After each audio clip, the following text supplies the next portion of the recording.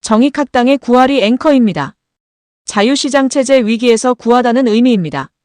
스테이블 코인 머니 리셋 도서 북콘서트 발제를 위해 공부하는 신백훈 박사의 낭독 영상입니다. 좋은 애국 교양 도서 많이 구입하여 애국 교양 능력 높이시기를 바랍니다. 스테이블 코인과 머니 리셋 2장, 기업이 만든 돈 메타부터 테드까지 1절 디파이 스테이블 코인의 기능의 수요를 더하다. 디지털 자산 생태계의 기축통화 스테이블 코인. 스테이블 코인은 법정 화폐와 연동되기 때문에 시세 변동이 거의 없어 직접적인 투자 수단으로는 적합하지 않다. 그럼에도 불구하고 오늘날 전 세계 디지털 자산 시장에서 큰 반향을 일으킬 수 있었던 이유는 크게 세 가지로 요약된다. 첫째는 첫째는 해외 암호화폐 거래소 이용을 위한 송금 수단. 둘째는 디파이의 확산. 세 번째 마지막으로는 결제, 송금, 투자 등 금융 수단으로서의 활용이다. 해외 거래소를 이용할 때는 국내 거래소처럼 원화를 직접 충전할 수 없기에 보통 국내 거래소에서 코인을 매수한 뒤 해외 거래소에 지갑으로 전송하는 방식이 사용된다. 과거에는 전송 속도가 빠르고 수수료가 저렴한 리플이 주로 활용되었지만 리플을 매수하고 전송한 뒤 다시 매도해 테더 USDT로 바꾸는 과정에서의 거래 비용이 적지 않았다. 다행히 2024년부터 국내 주요 거래소에서도 테더 거래가 가능해지면서 중간 매개체 없이 곧바로 테더를 매수해 해외 거래소로 전송할 수 있게 되었고 그만큼 이용자들의 비용과 번거로움이 줄어들었다. 그렇다면 국내 사용자들은 왜 수수료를 감당하면서까지 해외 거래소를 이용하는 것일까? 이유는 간단하다.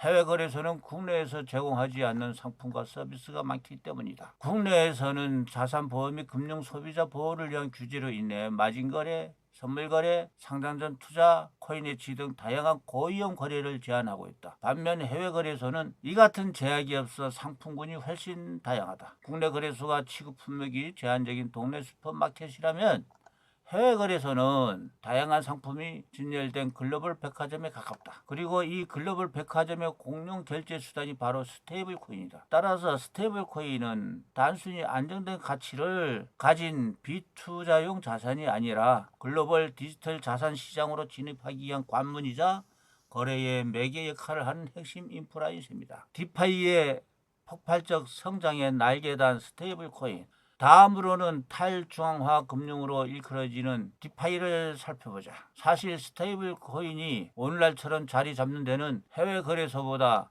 디파이의 등장이 훨씬 더 결정적인 역할을 했다. 디지털 자산에 투자해본 사람이라면 한 번쯤 디파이라는 용어를 들어보았을 것이다. 쉽게 말하자면 은행에 돈을 맡기고 빌리고 바꾸는 일을 컴퓨터 프로그램이 자동으로 해주는 시스템이다. 실제 은행에서는 직원들이 우리의 돈을 관리해 주지만 디파이에서는 블록체인과 스마트 컨트랙트라는 기술이 이러한 업무를 대신해 준다. 우리가 은행에서 사용하는 다양한 상품들이 디파이에도 마찬가지로 존재한다. 코인을 예치하고 이자를 받는 스테이킹, 담보를 맡기고 코인을 빌리는 렌딩, 내가 가진 코인을 다른 코인으로 교환하는 스왑 등이 대표적이다. 최근에는 이보다 더 복잡하고 정교한 서비스들이 등장하고 있지만 디파이의 근간은 이 세 가지 기능에서 출발했다고 보아도 무방하다. 디파이의 시장은 이제 디지털 자산 전체의 트렌드를 주도하는 핵심 축으로 자리 잡았다. 2018년부터 다양한 디파이의 프로젝트들이 경쟁적으로 등장하면서 생태계는 빠르게 고도화되었고 이후 대체 불가능한 토큰, NFT나 P2E, 플레이 투 언, 게임 등 블록체인 기반의 다양한 응용 서비스들이 디파이와 결합하면서 시장 구매는 폭발적으로 성장했다. 그림입니다. 디파이 정보 플랫폼이 디파이 라마에 따르면 2025년 6월 기준 디파이의 총매치 자산은 1130억 달러, 우리 한국 돈으로 155조 원에 달한다. TVL은 다양한 디파이 서비스를 이용하기 위해 사용자들이 예치한 총 자산의 구매를 의미하며 디파이 생태계 크기를 나타내는 핵심 지표로도 사용된다. 우리나라 은행에 사람들이 얼마나 많은 돈을 저축했는지 살펴보는 것과 비슷하다. 한때 이 수치는 최고 1730억 달러, 그러니까 한화 240조 원을 기록했으나 시장 침체와 함께 줄었다가 최근 트럼프 2기 행정부의 출범과 함께 디지털 자산에 대한 관심이 확산되면서 다시 상승세를 보이고 있다. 하지만 디파이가 작동하기 위해서는 반드시 연료가 필요하다. 그것이 바로 스테이블 코인이다. 디파이 서비스는 국경 없이 전 세계 사용자들이 접근하는 중앙화된 시스템이므로 시세 변동이 없고 누구나 동일하게 가치를 인정할 수 있는 기축통화 역할이 자산이 필요하기 때문이다. 디파이가 등장하기 전까지는 스테이블 코인의 필요성이 지금처럼 크지 않았다. 2017년까지만 해도 디지털 자산 시장에서는 초기 코인 공개, 즉 거래소 상장 전 코인을 비트코인이나 이더리움으로 미리 구매하는 선 투자 방식이 유행했다. 그러나 비트코인과 이더리움 가격이 지속적으로 상승하면서 투자자들이 이를 투자 수단이 아닌 보유 자산으로 전환하게 된다. 때마침 2018년부터 디파이 서비스들이 등장하면서 스테이블 코인의 수요는 폭발적으로 증가했다. 비트코인이나 이더리움을 계속 보유하면서도 디파이 생태계를 활용하고 싶었던 투자자들은 이 코인들을 담보로 맡기고 스테이블 코인을 빌리는 방식을 택했다. 이처럼 담보 대출 재활용의 구조가 만들어지면서 스테이블 코인은 디파이 핵심 자산으로 자리 잡았다. 대표적인 사례가 바로 앞서 언급한 메이커다오, 스카이다. 메이커다오는 사용자가 이더리움이나 비트코인을 담보로 예치하면 달러에 연동된 스테이블 코인은 다이를 발행해주는 구조다. 사용자는 다이를 다른 디파이 서비스에서 사용할 수 있고 이후 다이를 반납하면 담보를 되찾게 된다. 중개자 없이 시스템이 자산을 발행하고 유동성 공급자들은 다이를 예치함으로써 이자 수익을 얻는다. 자동화된 선순환 구조가 다이 중심으로 작동한 셈이다. 다이는 디파이의 초기 모델로 빠르게 점유율을 높였고 2025년 초에는 전체 스테이블 코인 중 시가총액 3위 약 53억 달러 하나 7조 원에 달하는 규모를 자랑하기도 했다. 코인을 예치하고 이자를 받는 행위인 스테이킹은 많은 디파이 투자자들에게 수익을 안겨주는 시스템이다. 블록체인 네트워크 운영에 참가한 대가로 보상을 얻어가는 것이다. 디파이 생태계는 여기서 한 걸음 더 나아가 담보로 맡긴 자산에 대해서도 이자 수익을 제공하는 구조로 발전했다. 대표적으로는 스테이킹된 이더리움을 의미하는 SETH나 리퀘어드 스테이킹 토큰을 담보로 대출을 받으면서도 스테이킹 수익은 유지할 수 있는 서비스 등이 있다. 전통 금융에 빗대자면 일종의 파생 상품이 셈이다. 자산을 잃지, 즉 잠가두지 않고도 이자 수익과 대출은 더해 재투자를 구현하는 것이다.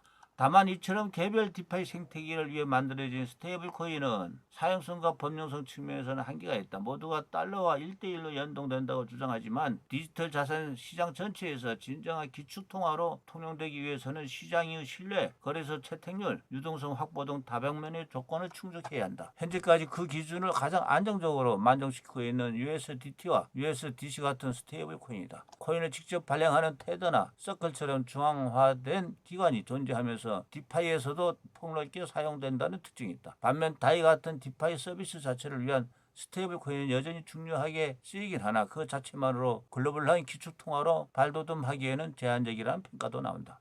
테더의 USDT 8년간 1000배 성장 USDT.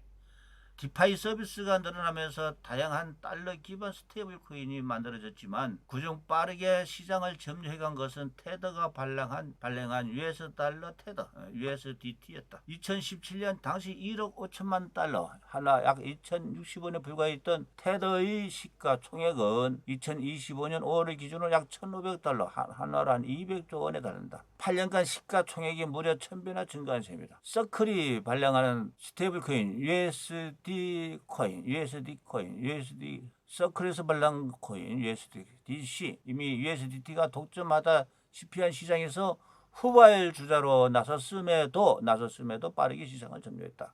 USDC의 시가총액은 2018년 당시 3억 달러, 하나 약 4,100억 원이었지만 현재는 676억, 하나라 85조 원 이상이다. 스테이블 코인 중에서는 2위, 전체 코인 중에서 6위에 해당할 정도로 규모가 커졌다. 두 스테이블 코인의 시가총액이 폭발적으로 증가한데도 역시 디파이의 성장에 영향을 미쳤다. 세계 곳곳에 분포된 디지털 자산 투자자들은 다양한 디파이 서비스를 통합적으로 이용하기 위해 기축통화를 필요로 했는데 그 역할을 USDT와 USDC가 해낸 것이다. 디파이 사용자가 늘어나자 중앙의 거래소도 USDT를 비롯한 스테이블 코인을 거래할 수 있도록 상장하기 시작했다. 그렇다면 어떤 디파이 서비스에서 USDT와 USDC가 쓰일까? 우선 탈중앙화 거래소인 DEX 일반적으로 투자자들은 글로벌 거래소인 바이낸스를 비롯한 코인베이스, 업비트, 빗썸 등의 중앙화 거래소에서 코인을 거래한다. 이러한 중앙화 거래소는 기업이 운영하기 때문에 상장 및 상장 폐지,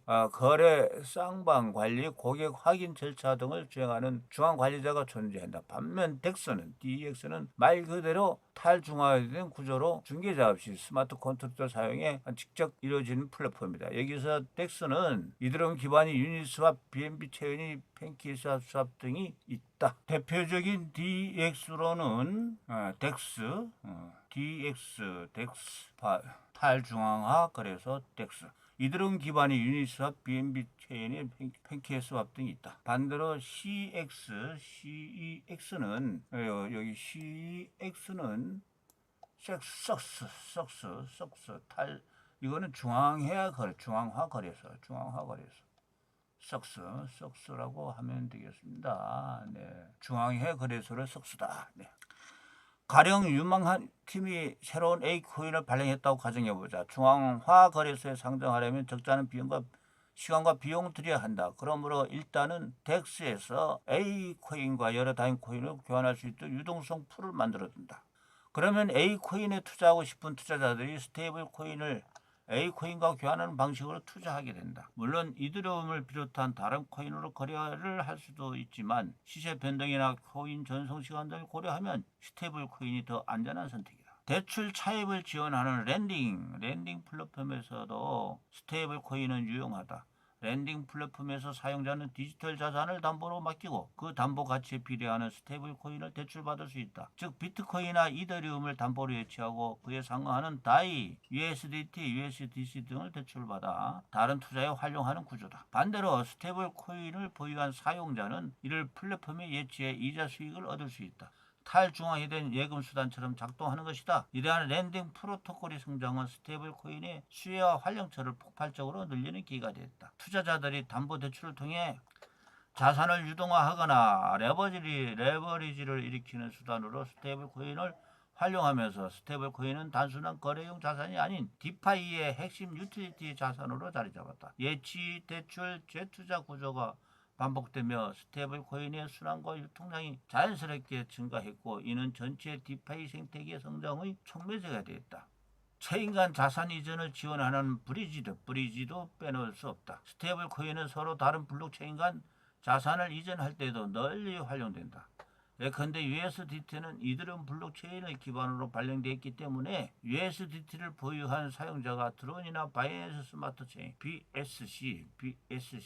바이낸스 스마트 체인을 BSC에서 디파이 서비스를 이용하고 싶다 해도 USDT를 즉각 사용할 수 없다. 이더리움과 트론, BSC는 각각 독립된 블록체인 네트워크라 자산 전송이 불가능하기 때문이다. 이때 브리지 서비스를 이용하면 USDT를 보유한 사용자에게 동일한 가치 토큰을 발행해 줌으로써 체인 간 자산 이동이 가능해진다. 이렇게 브리지를 거친 USDT는 유니스왑, 팬케이크스왑 등의 이더리움 BSC 기반 디파이에서 사용될 수 있다. USDT는 애초 이더리움에서 발행되어 있지만 현재는 다양한 체인으로 확대함으로써 신속성과 확장성을 확보했다. 이처럼 스테이블 코인은 체인 간 유동성을 연결하는 데 최선의 노력을 기울이고 있다.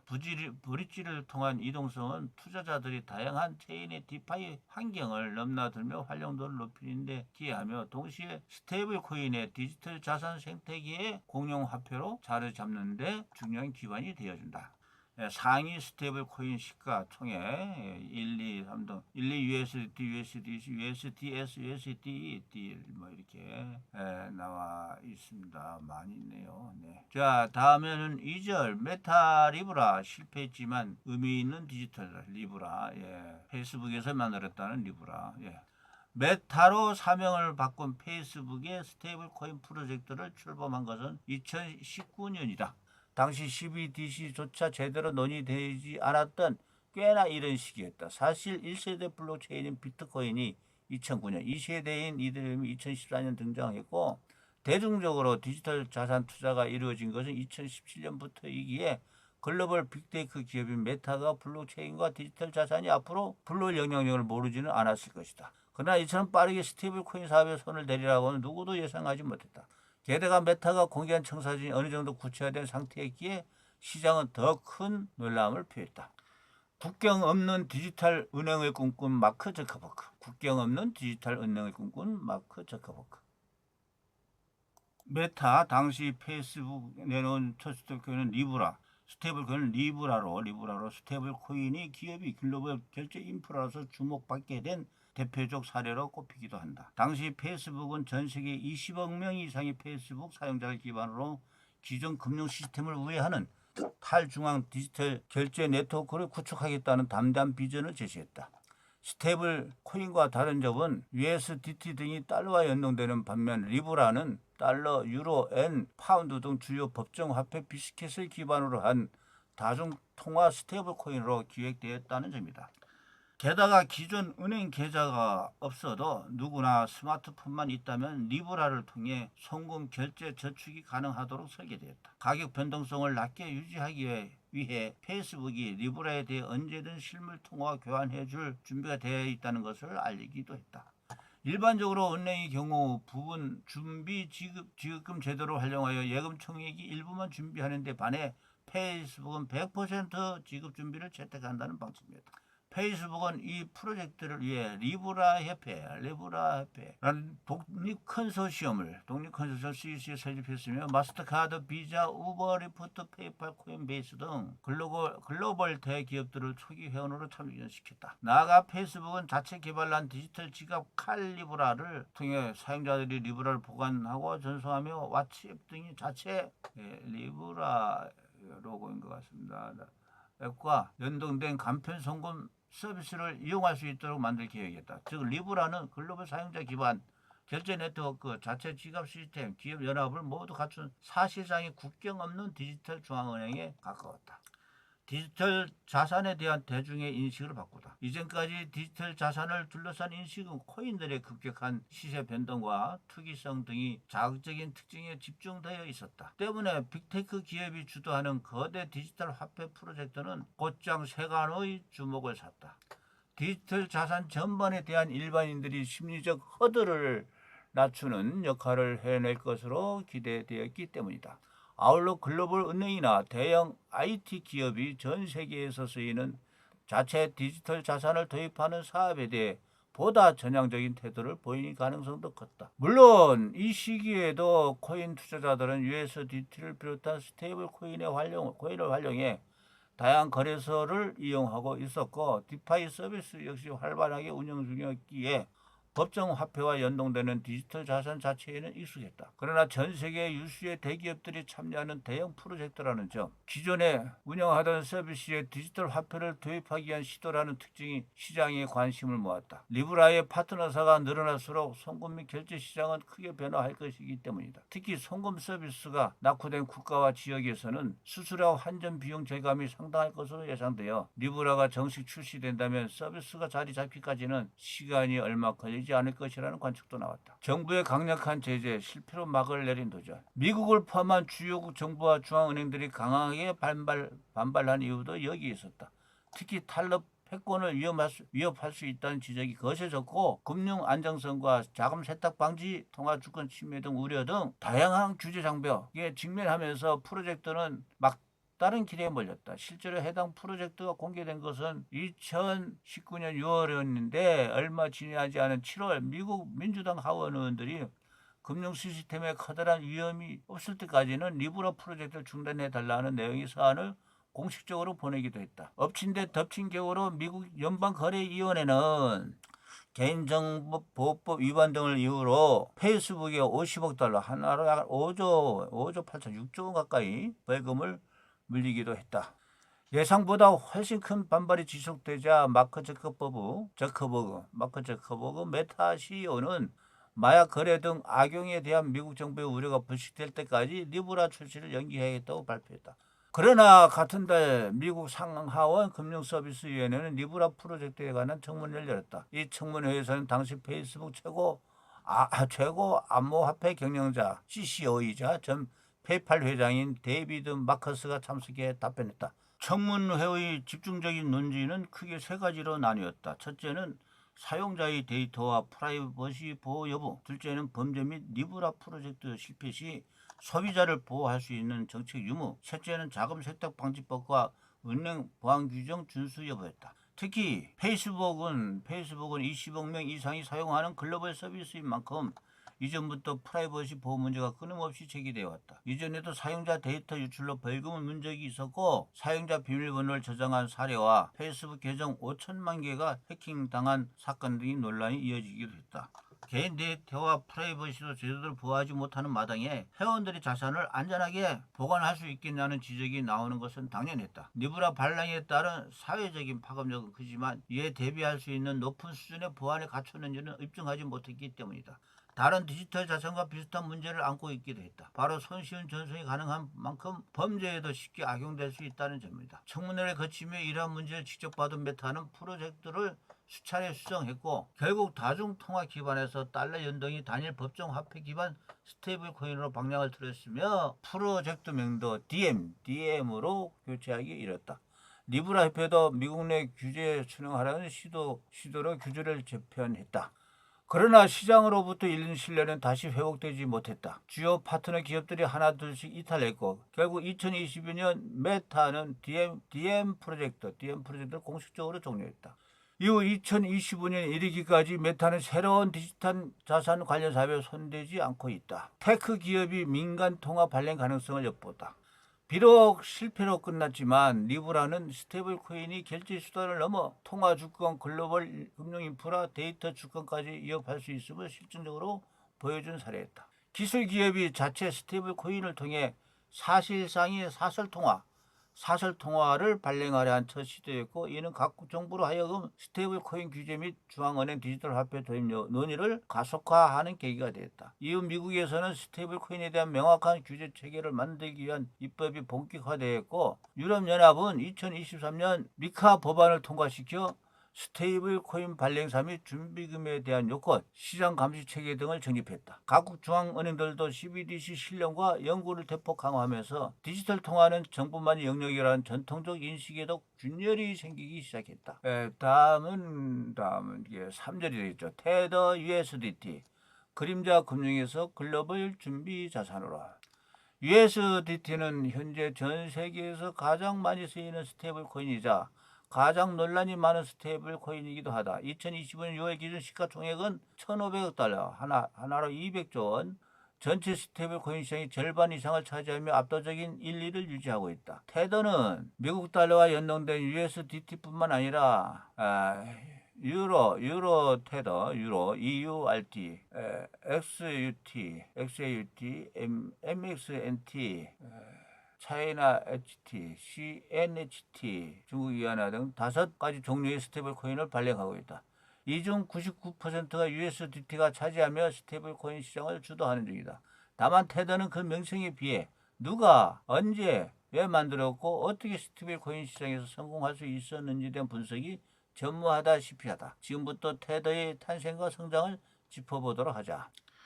1USDT는 1USD, US 달러. 진정한 스테이블 코인의 탄생. USDT는 2014년 말 디지털 자산 기업가인 브록 피어스, 리브 콜린스, 그레이크 셀라스 등이 설립한 테더 리미티드에서 발행되었다. 브록 피어스는 디지털 자산이 초창기부터 활동해온 사업가로 이미 시장의 생태를 파악하고 있는 인물이었다. 디즈니 아역배우 출신으로 빠르게 사회활동을 시작했던 그는 성인이 된 2000년대부터는 연예계를 떠나 IT와 디지털 콘텐츠 사업에 뛰어들었다. 2000년대 초 그는 온라인 게임 내 자산인 게임머니, 아이템 등을 실물 화폐로 사고 팔 수 있는 IGE 인터넷 게이밍 엔터테인먼트를 설립한다. IGE 이는 훗날 NFT나 메타버스 경제의 개념적 토대가 된 선구적 신뢰이었다. 뒤이어 그는 게임 정보 플랫폼인 ZAM 네트워크도 공동 설립하여 연쇄 창업가의 면모를 선보였다.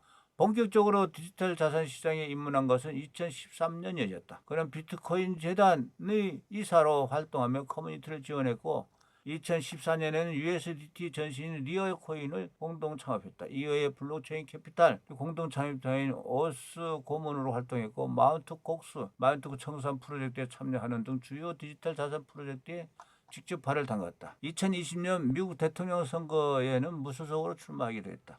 그는 디지털 경제 탈중앙의 거버넌스, 기술 기반 복지 제도 등을 공약으로 제시하며 디지털 자산 정치인이라는 이거는 최대 거래소 바이낸스 부서 테더를 가리키는 로고인 것 같습니다. 정치인이라는 별칭을 얻었다. 리얼 코인은 2015년부터 현재 USDT로 리브랜딩 되었다. 발행 목적은 명확했다. 당시 비트코인과 알트코인은 가격 변동성이 극심했기 때문에 거래의 기본 단위로 쓰이기에는 어려움이 있었고 법정 화폐를 디지털 자산 거래소로 입출금하는 과정은 시간이 오래 걸리는 데다 규제에 취약하기 때문이다. USDT는 이런 불편을 해소하기 위해서 블록체인에서 실시간 전송이 가능한 디지털 달러를 구현하겠다는 취지로 출범했다. 1USDT는 이코로 1USD 달러 같이 유지하며 실물 달러의 편리함과 코인의 전송 속도를 결합한 새로운 디지털 자산이자 진정한 스테이블 코인이었던 셈이다. 실제로 대부분의 초기 투자자는 코인을 한 거래소에서 다른 거래소로 옮기기 위한 수단으로 USDT를 사용했다. 발행 목적과 실제 사용처가 명확히 일치한 것이다. 세계 최대 코인 거래소 바이낸스의 기축 통화가 된 USDT. USDT가 스테이블 코인 중 1, 2로 올라선 데는 글로벌 최대 코인 거래소인 바이낸스의 역할이 결정적이었다. 2017년에 설립된 바이낸스는 리투아니아에서 유한 책임회사로 형태로 등록되어 있긴 하지만 특정 국가에 본사를 두지 않고 운영되는 독특한 구조를 가졌다. 이 때문에 창립 이후 규제 당국의 도전을 받으며 여러 차례 본사 이전을 시도했고 현재는 여러 지역에 분산된 사무소를 운영하고 있다. 이러한 특징 때문에 전통적인 은행 계좌와 연동이 불가능했으며 그를 대체할 안정적인 디지털 자산으로 스테이블 코인의 필요성이 대두됐다. 바이낸스는 스테이블 코인 시장이 태동하던 초창기부터 USDT를 전략적으로 채택, 거의 모든 주요 디지털 자산이 거래상으로 활용하며 거래소 내 유동성이 핵심 축으로 삼았다. 이는 USDT의 초기 시장 점유율 확대에 중요한 발판이 되었다. 바이낸스는 경쟁 거래소들과 차별화된 전략으로 빠르게 시장을 장악했다. 다른 거래소들이 신규 코인 상정에 신중한 태도를 보일 때 본사라는 개념이 불명확한 바이낸스는 눈치를 볼 필요가 없어 다양한 알트코인을 적극적으로 상장하여 투자자들의 폭넓은 선택지를 제공했다. 또한 선물 거래, 마진 거래, 상장 전 투자의 런치패드, 스테이킹, 디파이 관련 서비스까지 포괄하는 다각화된 금융 상품을 선보였다. 이러한 혁신적인 서비스들은 전 세계 코인 투자들을 끌어모았고 바이낸스는 설립 3년도 채 되지 않은 2020년경 글로벌 거래량 기준업계 1, 2거래소로 도약했다. 이 과정에서 바이낸스 거래소 내 거래상의 약 60% 이상이 USDT 기반으로 구성되었으며 이는 USDT 시장 지배력을 강화하는 데 중요한 역할을 했다. 거래상이란 두 자산 간의 교환 비율을 나타내는 단위다. 가령 비트코인 USDT는 USDT로 비트코인을 매개하는 거래. 이더리움 비트코인은 비트코인으로 이더리움을 사고 파는 거래를 뜻한다. 따라서 60% 이상 USDT 기반이라는 이야기는 USDT가 사실상 거래소의 기축코인 역할을 한다는 뜻입니다. USDT가 바이낸스 생태계에서 거래 수단을 넘어 비트코인, 이더리움 그리고 주요 디지털 자산의 가치를 측정하는 기준 통화로 자리 잡은 것이다. 이는 마치 전통 금융 시장에서 미국 달러가 기축 통화 역할을 하는 것과 유사한 현상이었다. 바이낸스의 글로벌 거래량 점유율이 50%를 상회하는 압도적인 수준에 이르자 USDT는 자연스럽게 글로벌 디지털 자산 시장의 유동성 중심에 서게 된다. 특히 2018년부터 2020년까지의 거래 중심 시대에는 거래소 내에서 스테이블 코인의 유동 범위와 거래상의 다양성이 시장 점유율을 결정짓는 핵심 요소였다. 바이낸스는 USDT를 기반으로 한 거래상을 통해 트레이더들이 빠르고 효율적으로 자산을 이동시킬 수 있는 환경을 구축했고 이는 USDT 수요를 폭발적으로 증가시켰다. 2025년 기준 바이낸스 회원수는 2억 명 이상인 것으로 파악된다. 바이낸스의 성장과 함께 USDT는 다른 스테이블 코인과의 경쟁에서도 우위를 점했다. 바이낸스의 글로벌 사용자층은 아시아, 유럽, 중동, 아프리카 등 다양한 지역에 분포되어 있어 이들 지역에서 USDT는 법정 화폐의 접근성이 낮은 환경에서 디지털 달러의 대안으로 기능하기도 한다. USDT 부상은 바이낸스의 기술적 전략적 지원 없이는 불가능했다. 바이낸스는 블록체인 네트워크 간 USDT의 원활한 전송을 돕기 위해 이더리움, 트론을 비롯하여 바이낸스 거래소의 자체 코인인 스마트체인, BSC 등 다수의 블록체인에서 USDT 유통을 지원했다. 이는 거래소 내에서 USDT 접근성과 사용성을 극대화했고 네트워크 간 자산 이동 시 발생할 수 있는 마찰을 최소화하는 효과를 낳았다. 특히 BSC의 낮은 거래 수수료와 빠른 처리 속도는 USDT 대규모 유통을 촉진하며 디파이와 NFT 시장이 성장에도 간접적으로 기여했다. 결과적으로 바이낸스의 글로벌 1, 2 거래소로의 도약과 USDT 스테이블코인 시장 지배는 서로를 강화하는 선순환 구조였던 셈이다. 테더를 바라보는 미 정부의 곱지 않은 시선. 스테이블 코인을 둘러싼 규제의 흐름을 생각할 때 이쯤에서 하나의 의문이 생긴다. 메타는 당시 발행조차 하지 못한 리브라 때문에 미국 국회의 청문회에 소집되고 벌금까지 내야 했고 결국 프로젝트를 중단시키고 말았다. 반면 달러와 연동된 USDT는 오랫동안 독주 체제를 굳건히 지키고 있다. USDT를 발행하는 테더는 어떻게 규제를 피하는 것일까?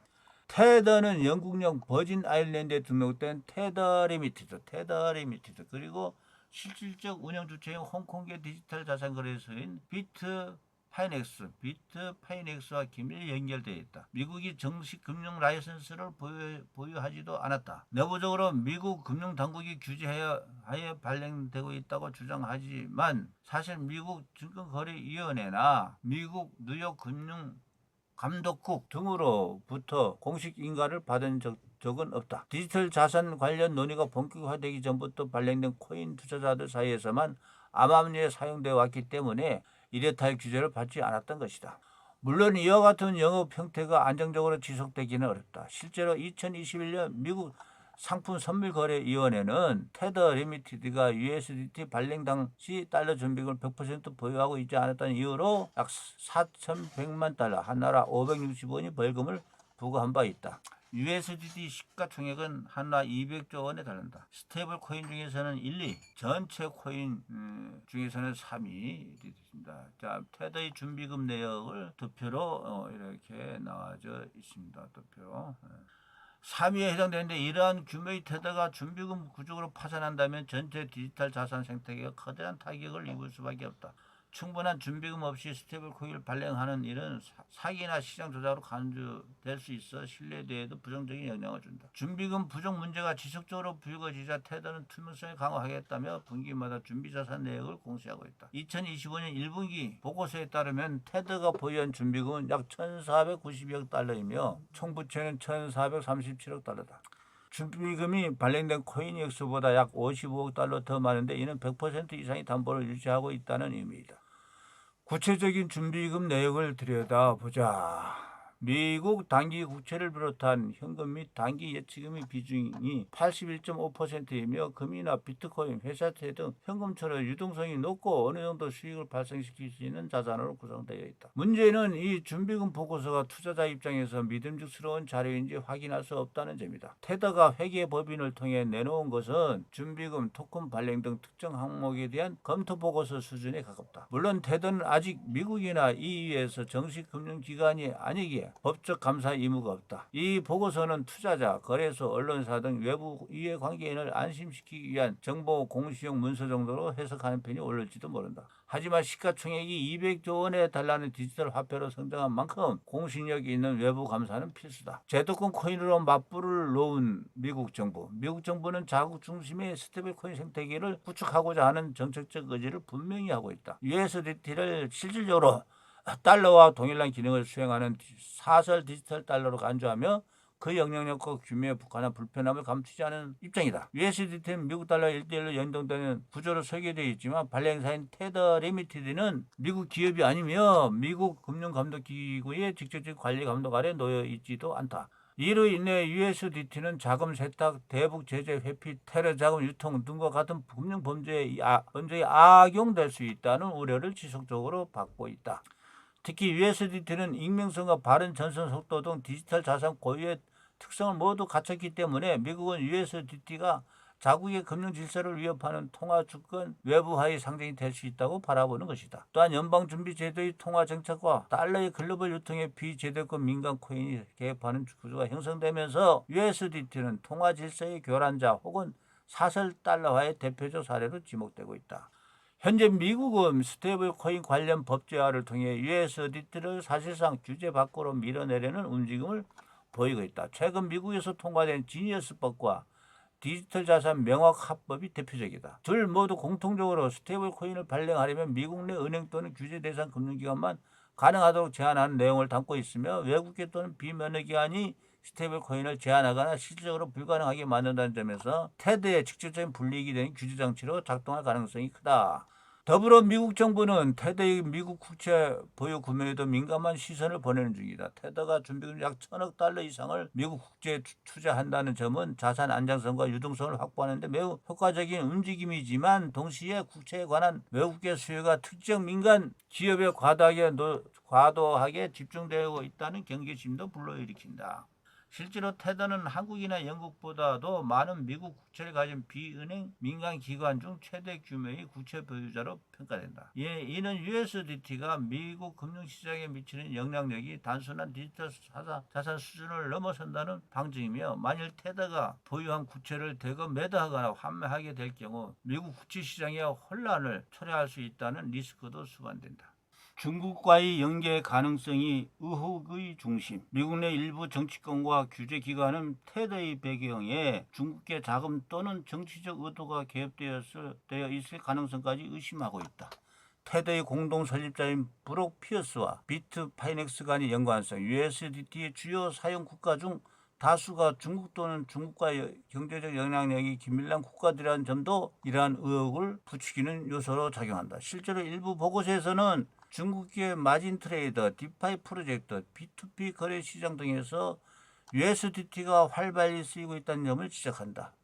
이는 자본 통제가 강한 국가들이 USDT를 통해 통제망을 우회하고 있다는 인식을 확산시켰다. 결국은 USDT는 시장 점유율 2위라는 상징성과 기능성에도 불구하고 점점 강해지는 규제 환경에서 자유롭게 활동하던 시절을 끝내고 제도권의 압력에 적응해야 하는 국면에 접어들었다. 향후 몇 년간 미국을 필두로 한 주요국 정부가 스테이블 코인 규제안을 본격화할 경우 USDT는 제도권 내부에서 설계된 스테이블 코인들, 예컨대 서클의 USDC나 페이팔 USD, PYUSD 혹은 향후 발행될 CBDC와 직접적으로 경쟁하는 구도에 놓일 수밖에 없다. 지금은 기술이나 유통망뿐만 아니라 규제 대응력까지 포함한 총체적 경쟁력이 스테이블 코인의 미래를 좌우하는 과도기이기 때문이다. 숱한 논란에도 일리 유지 중인 테더. 왜? 테더는 발행 초기부터 준비금의 투명성 문제, 규제 회피 논란, 일부 회계 감리 방식에 대한 비판 등 숱한 의혹과 논란에 시달려왔다. 발행량이 급격히 늘어날 때마다 실제로 그에 상응하는 준비금이 존재하는지에 대한 의구심이 제기되었고, 테더는 그에 대응해 수차례 입장문을 내긴 했지만 시장이 납득할 만한 완전한 해명은 이루어지지 않았다. 그럼에도 불구하고 테더는 2020년 6월 기준 세계 1, 2 스테이블 코인으로 굳건히 자리하고 있다. 이처럼 테더가 경쟁자들을 제치고 압도적인 시장 점유율을 유지하는 데는 몇 가지 결정적 이유가 있다. 첫째, 가장 먼저 자리 잡은 자가 승리하는 퍼스트 무버 어드밴티지다. 테더는 2014년 리얼 코인이라는 이름으로 처음 발행되었고 당시 유일무이한 스테이블 코인으로 시장에 등장했다. 디지털 자산 거래소들이 코인 간 거래상을 구축하는 과정에서 가장 먼저 도입할 수 있는 스테이블 코인이 USDT뿐이었기 때문에 이는 자연스럽게 시장의 표준이 되었다. 바이낸스, 비트파이낸스, OKX, 후어비 등 주요 중앙화 거래소 CX, 석스 들이 USDT를 기축 자산으로 삼고 유동성 풀과 거래상을 형성하면서 네트워크 효과가 본격적으로 확대되기 시작했다. 시장에 대체할 만한 스테이블 코인이 없던 상황에서 USDT에 기반한 거래 인프라가 구축되며 후발 주자가 진입하기 어려운 강력한 진입 장벽이 생긴 것이다. 둘째, 테더는 미국이 규제를 우회한 확장 전략을 채택했다. USDT는 달러를 추종하지만 아이러니하게도 미국 시장보다는 신흥국과 개발도상국을 중심으로 전략적으로 시장을 확장해왔다. 지금 이동이 자유가 제한된 국가, 환율이 불안정한 지역, 달러에 대한 수요가 높은 시장에서의 USDT는 사실상 디지털 달러의 역할을 해왔다. 예컨대 아르헨티나, 베네수엘라, 나이지리아 등에서는 자국 화폐의 신뢰도가 낮기 때문에 국경 간 송금이나 결제를 위해 USDT를 실물 달러 대신에 사용하는 경우도 많다. 미국이 강력한 금융 규제를 회피함과 동시에 이러한 지역에서 유통을 확대한 전략은 USDT가 전 세계에서 가장 널리 쓰이는 디지털 자산이 되도록 만든 핵심 요인 중 하나였다. 셋째, 시장이 수요를 흡수하기 위해 인프라의 중심을 파고들었다.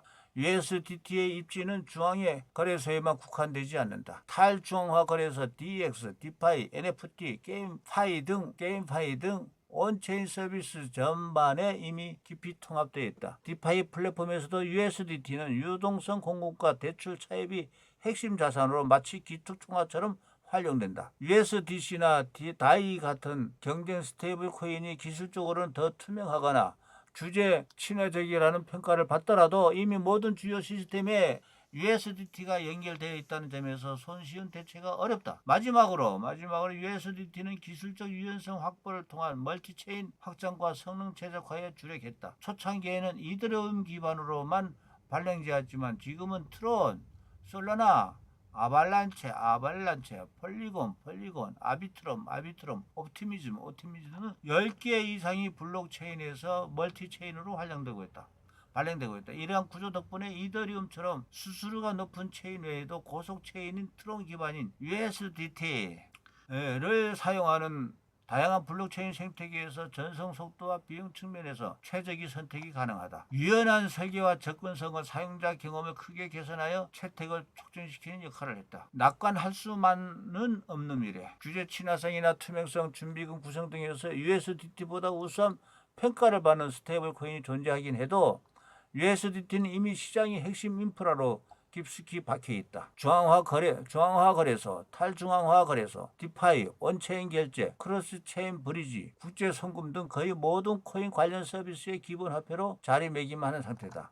마치 1990년대 초 인터넷이 정착될 때 넷스케이프가 아니라 인터넷 익스플로러가 시장을 장악한 것처럼 기술의 완성도나 철학적 이상보다 접근성과 유통력, 시장 선점 속도가 더 큰 힘을 발휘할 것임을 보여주고 있다. 그렇다면 USDT의 미래를 마냥 낙관적으로만 전망할 수 있을까? 최근의 세계적인 구제 흐름을 살펴보면 지금까지 사실상 무법지대에 가까웠던 디지털 자산 시장이 점차 제도권 안으로 편입되고 있다. 이러한 변화 속에서 USDT는 지금처럼 절대적인 시장 점유율을 유지하기 어려울 수도 있고 앞으로는 다른 스테이블 코인에게 자리를 조금씩 내줄 것이라는 관측도 제기되는 중이다. 다음은 2장의 4절 서클이라는 회사의 USDC, US 달러 코인, 미국 정부와 가장 가까운 스테이블 코인. 앞서 살펴보았던 테더의 USDT는 시장이 약 67%를 점유하며 선두를 달리는 중이지만 준비금 투명성 논란과 규제 준수 문제로 인해 그 아성이 흔들릴 가능성이 제기되고 있다. 그렇다면 과연 어떤 USDT의 자리를 대체할 수 있을까? 현재 시장에서 가장 유력한 대안으로 떠오른 것이 바로 서클이 발행하는 USDC다. 2025년 6월 기준 USDC의 시가총액은 약 616억 달러, 하나로 85조 원. USDT 절반에도 못 미치는 수준이지만 규제 친화성과 투명성 측면에서 강점을 지니며 빠르게 점유율을 높여가고 있다.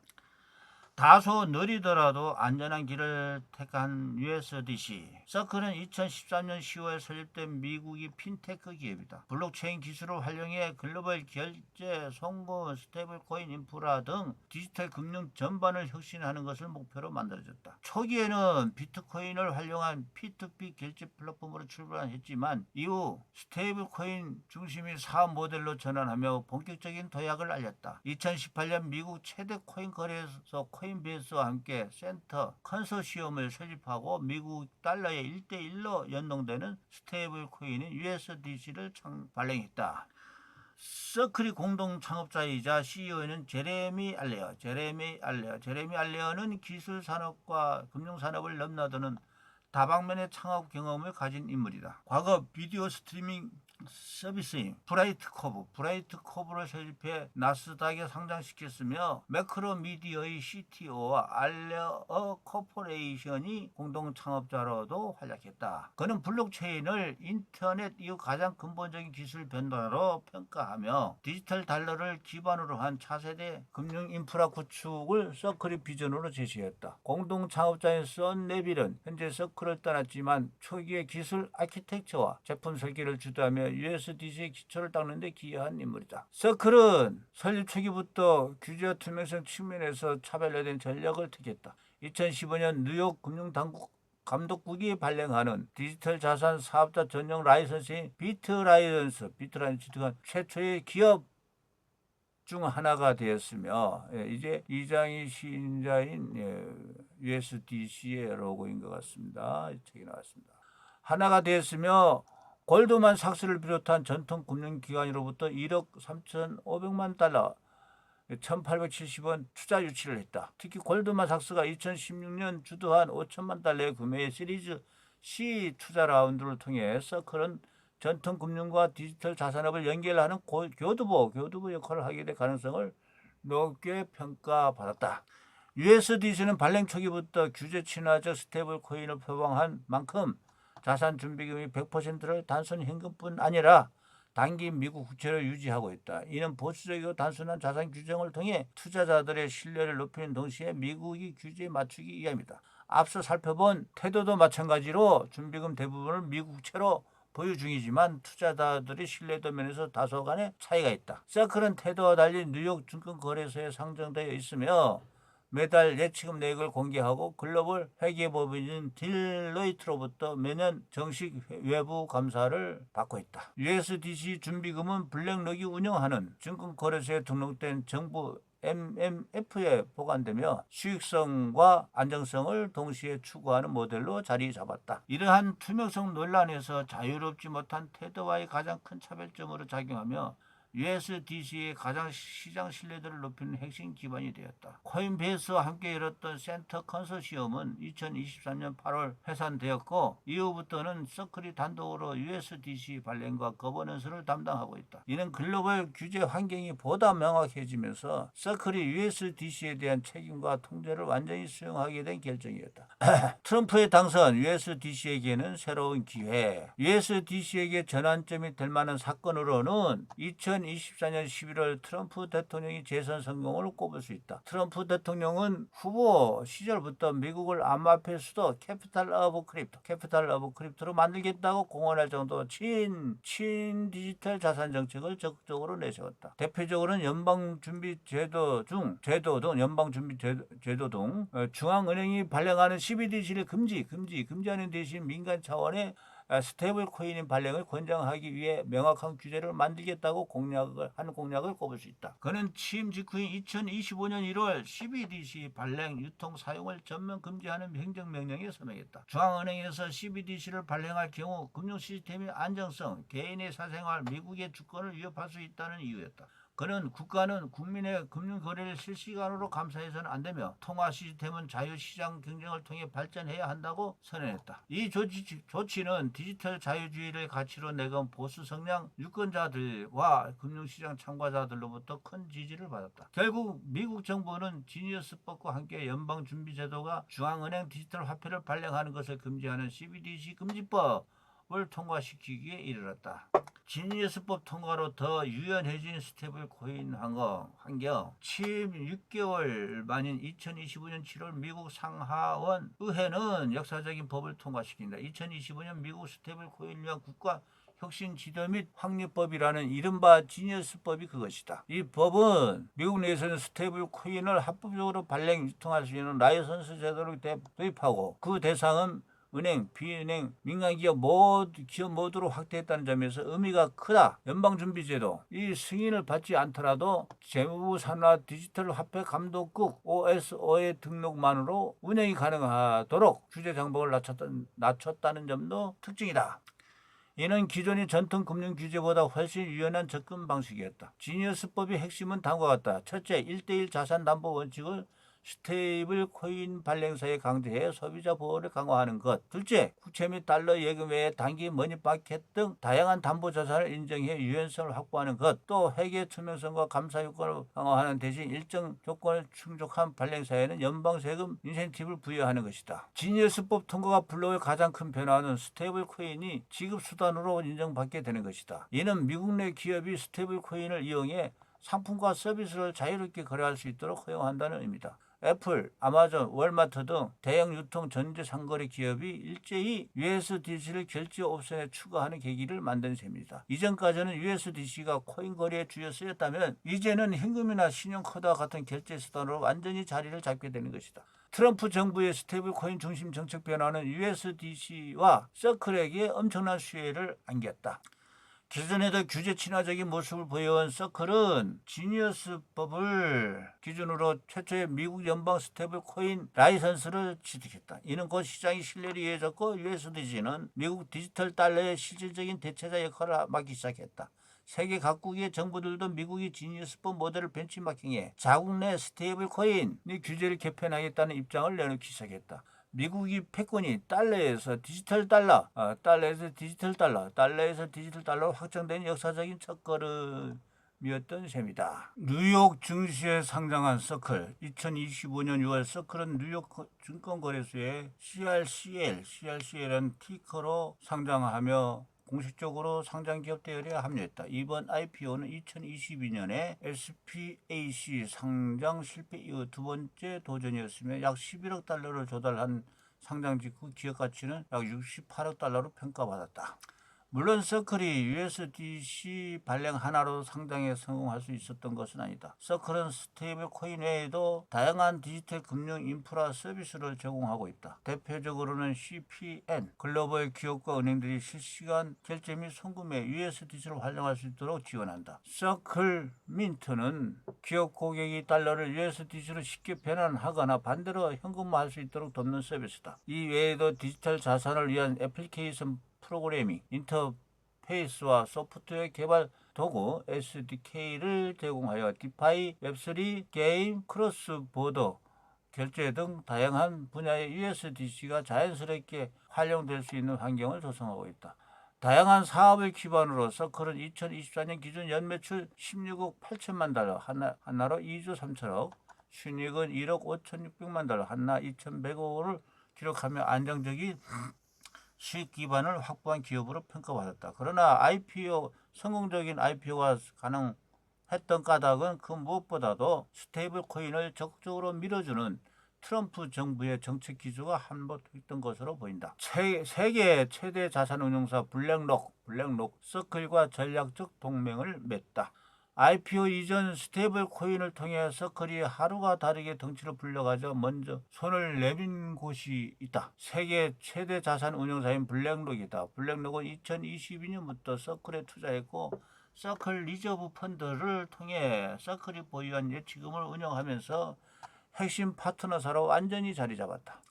블랙록이 단순히 서클의 가능성만을 보고 투자한 것은 아니다. 블랙록은 미국 자산 운용사 중에서도 오랫동안 디지털 자산 시장을 눈여겨보고 어떤 사업을 만들어 갈 수 있을지 고민해온 것이다. 블랙록은 이미 비트코인과 이더리움 ETF를 상장했으며 유럽에서도 처음으로 비트코인 ETF를 만들어 출시한 바 있다. 그만큼 디지털 자산 시장을 주도하는 위치에 있고 트렌드에 민감하게 반응해 재빨리 상품을 만들고 세상에 내놓은 기업이다. 블랙록이 서클과의 파트너십을 강화하는 결정적인 이유는 무엇일까? 해답은 2024년 블랙록이 내놓은 블랙록 USD 기관 디지털 유동성 펀드에서 찾을 수 있다. 이 펀드는 줄여서 BUIDA라고 불리는데 미국 국채와 환매조건부 채권, 현금 등의 실물 자산을 토큰화해서 투자할 수 있도록 만든 펀드다. 이 자산들은 이더리움 네트워크에서 발행되는 ERC20이라는 표준화된 프로토콜 형태의 토큰으로 전환되어 블록체인상에 기록되며 토큰당 1달러의 가치를 유지한다. 매달 배당금을 토큰 형태로 지급하도록 설계되어 있다. USDC 기반 머니마켓 펀드의 출시. BUIDL 펀드에서 USDC는 핵심 역할을 수행한다. 블랙록은 BUIDL 투자자가 자신의 펀드 지분 토큰을 USDC로 바로 전환할 수 있도록 설계했는데 이러한 과정이 가능하도록 스마트 컨트랙트 기능을 적용한 것이 서클이다. 이 기능 때문에 BUIDL은 ERC20 토큰으로 투명성과 실시간 확인 가능성을 제공하며 USDC로 다시 바뀌어 즉시 현금을 할 수 있게 된다. 현금 토큰화 USDC로 정산, 현금화의 흐름이다. 서클이 제레미 알레어 CEO는 토큰화된 펀드에서 빠르게 빠져나오고 비용과 마찰을 줄이기 위해 USDC가 핵심적인 역할을 한다라고 강조하기도 했다. 이 구조는 단순히 디지털 자산으로의 투자가 가능한 금융 상품이 아니라 속도, 비용, 유연성을 극대화한 완결형 디지털 금융 솔루션에 가깝다. 블랙록이 주종목인 ETF의 경우 국가에서 허가한 주식시장에서 정해진 개장 시간 동안만 거래할 수 있다. 반면 토큰 거래는 전자지갑만 있으면 누구나 쉽게 투자가 가능하기에 시간의 구애를 받지 않는다. 심지어는 국가 경계를 넘어 전 세계 누구와도 즉시 주고받을 수 있다. 빠르고 효율적인 자산 운용과 정산이 가능해진 것이다. 이러한 편리함 덕에 BUIDL 펀드는 2024년 초 출시 후 1년 만에 운용 자산이 약 20억 달러 규모로 급격히 성장했다. 물론 블랙록이 운영하는 전체 자산 규모는 10조 달러 이상에 비하면 20억 달러는 적을지 모르지만 온체인 토큰화 머니마켓 펀드가 새로운 시장임을 고려했을 때 매우 빠른 성장세임은 분명하다. 블랙록은 토큰화된 국제 펀드를 통해 자산 시장의 투명성, 유동성, 효율성 등을 증명했고 서클은 USDC를 통해 이를 디지털 통화 생태계로 연결했다. 해당 파트너십은 디지털 자산과 전통 금융 간의 간극을 좁히는 월가의 대표적인 사례다. BUIDL과 USDC의 결합 구조는 글로벌 기관 투자자에게 새로운 운영 방식과 정산 수단을 제안하는 동시에 서클 등이 스테이블 코인 발행사에게도 규제적 신뢰성과 시장 확대라는 교두보를 제공했다. 이러한 연결 고리는 앞으로 디지털 자산과 전통 금융의 융합 지형을 재편할 가능성이 크다. 기술 업데이트와 법용성으로 입지를 넓히는 USDC. USDC는 아직 2위를 달리고 있지만 USDT의 자리를 충분히 넘볼만 하다는 의견이 강세다. 서클이 태생인 미국에서 서서히 입지를 높여가는 것 외에도 테드에 비해 기술적으로 전혀 뒤처지지 않는다는 점을 부각하고 있다. USDC도 USDT와 마찬가지로 이더리움에서 처음 발행되었으나 현재는 솔라나, 아발란체, 폴리곤, 옵티미즘 등 20개 이상의 주요 퍼블릭 블록체인에서도 발행되고 있다. 서클은 자체 개발한 크로스체인 전송 프로토콜을 통해 사용자 간 블록체인 간 USDC를 안전하게 이동시킬 수 있도록 설계의 접근성과 범용성을 높였다. USDT에 비해 발행 시간 늦었을 뿐 기술 면에서는 비슷한 수준을 보여 사실상 언제든 추월할 수 있는 기반이 마련되어 있다. 미국 최대 코인 거래소 코인베이스와의 굳건한 파트너십, 디지털 자산 거래소와의 연계를 통한 범용성도 확보되어 있다. 스테이블 코인이 확산에 있어 중요한 요소는 코인 거래소와의 연계다. 아무리 준비금이 탄탄하고 기술적인 완성도가 높다 해도 실제 사용자들이 이를 거래할 수 있는 환경이 마련되지 않으면 시장 내 유통 자체가 불가능해지기 마련이다. 앞서 본 USDT는 바이낸스를 통해 크게 성장했고 USDC는 코인베이스의 전략적 지원 아래 성장한 사례다.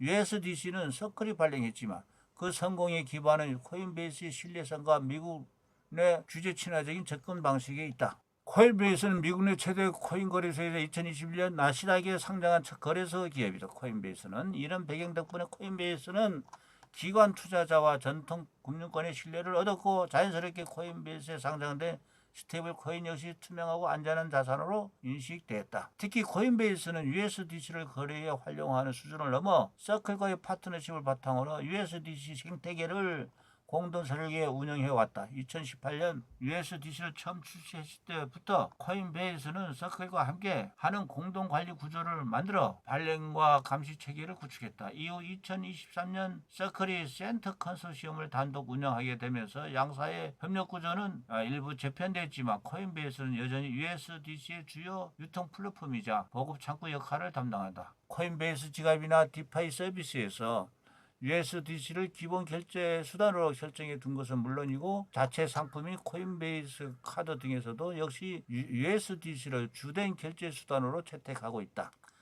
최근에는 미국의 대표 이커머스 플랫폼 소피파이가 가맹점들의 USDC 결제 서비스를 지원하기로 했다. 소피파이는 코인베이스의 이더리움 레이어 2 네트워크인 베이스를 활용해 스테이블 코인 결제 시스템을 구축했다. 유럽 시장에서도 서클은 빠르게 입지를 넓히고 있다. 2024년에는 EU의 안보자산 규제법인 미카 시행에 맞춰 전자화폐 라이선스를 취득한 최초의 스테이블 코인 발행사로 등극했다. 미국에서는 46개 주와 푸에르토리코, 워싱턴 DC 등지에서 머니 트랜스미터 라이선스를 보유하고 있다. 이처럼 광범위한 규제 등록은 USDC가 제도권 금융 인프라로 편입될 수 있는 가능성을 보여준다. 또한 서클은 유로화 연동 스테이블 코인인 EURC 유로코인 발행을 통해 유로 결제 시장 공략에도 본격적으로 나선 상태다. 서클은 USDC 발행과 준비 자산 운용을 통해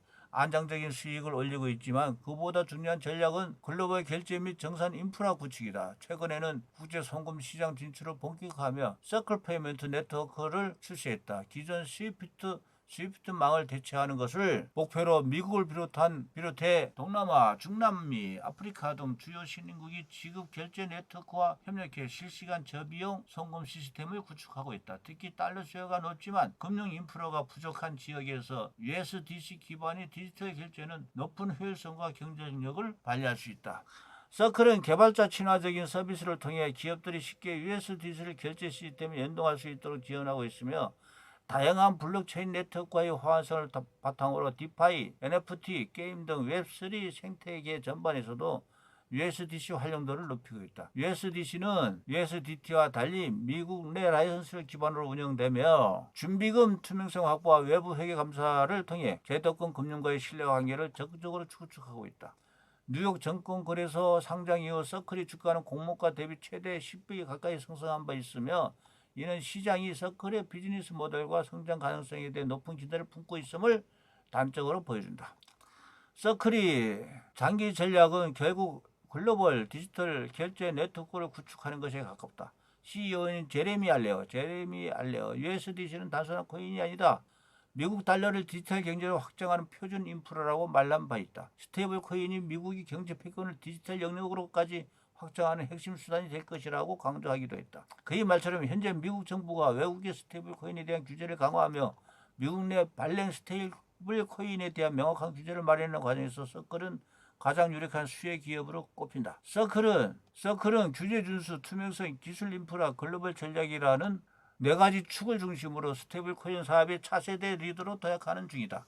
테더가 구축한 기존의 패권에 균열을 여는 동시에 제도권과의 조화를 통해 코인 기반 디지털 금융 생태계 중심으로 자리매김하고 있다. 리플렉스 RL US 달러. 그러니까 리플랩스 RL은 리플랩스 USD. 고성능 블록체인 기반의 송금 특화형 실험. 미국이 스테이블 코인을 장려하고 관련 규제를 마련하자 즉각적으로 반응한 기업이 있다. 송금에 특화된 디지털 자산 XRP, 리플을 발행하는 리플랩스는 본래 해외 송금을 주목적으로 설계된 디지털 자산이다. 1초당 1,500건 이상의 거래를 처리할 수 있는 고성능 블록체인은 XRPL 를 기반으로 구축되어 신속하고 안전하며 수수료가 저렴한 글로벌 송금 플랫폼을 실현하겠다는 것이 목표였다. 태생부터 해외 송금 전용 코인이었던 리플렉스 USD. 전통적으로 해외 송금은 국제은행 간 통신협회 망을 기반으로 이루어진다. 이 시스템은 1970년대에 만들어진 디지털 시대에 적합하지 않은 한계점을 지닌다.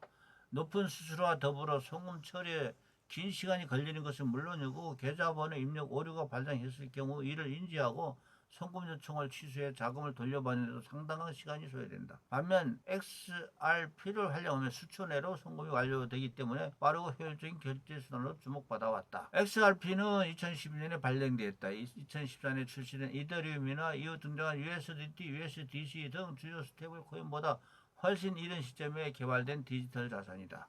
당시는 스테이블 코인이라는 개념이 수립되기 전이었던 만큼 시세 변동성의 한계에 부딪히기도 했다. 가격이 실시간으로 변동하기 때문에 자산 이전이나 결제 수단으로 활용할 경우 의도치 않게 자산 손실이 발생할 수 있다는 지적이 이루어졌던 것이다. 스테이블 코인 시장이 활성화되기 이전까지는 XRP의 장점이 빠른 전송 속도와 낮은 수수료 때문에 많은 투자자가 XRP를 이용해 국내 거래소에서 해외 거래소로 자산을 이전했다. 그러나 송금 효율성과 안정성을 동시에 확보한 스테이블 코인이 나타나면서 XRP의 활용도는 상대적으로 줄어들었다. 가격 변동이라는 구조적인 리스크를 해소하지 못했기 때문이다.